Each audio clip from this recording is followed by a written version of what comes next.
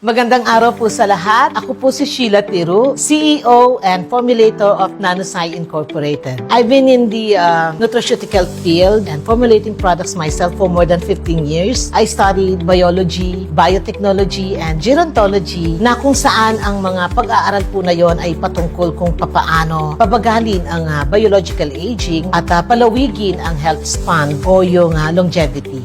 Naging passion ko po ang pagpo-formulate ng mga food supplements because of my personal understanding na nag-aral sa ilalim ng biomedicine. Alam naman po nating lahat na kapag ang isang tao ay mayroong sintomas or sakit, both the patient and the physician are reacting to the symptoms. Kagaya po halimbawa ng mga damage sa mga organs, mga injuries, o yung mga common health conditions like hypertension, diabetes, kidney issues, and etc.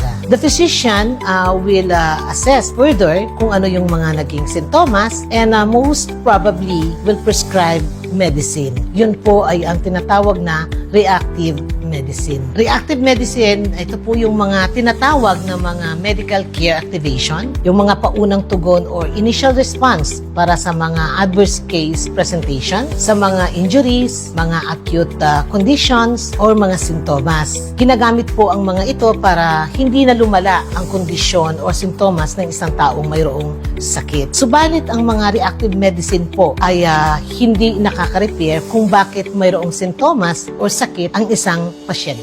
At dito po nag-umpisa ang aking inspiration na mag-formulate ng mga food supplements. At para po sa kaalaman ng nakararami, ang mga food supplements po ay hindi gamot. Ang mga food supplements ay nagbibigay po ng fuel para sa pagpapanatili ng pangkalahatang kalusugan ng ating katawan. At nagbibigay po ito ng suporta upang makapag-regenerate ang ating katawan at makapag-repair doon sa mga nasirang mga cells at tissues sa katawan ng isang tao.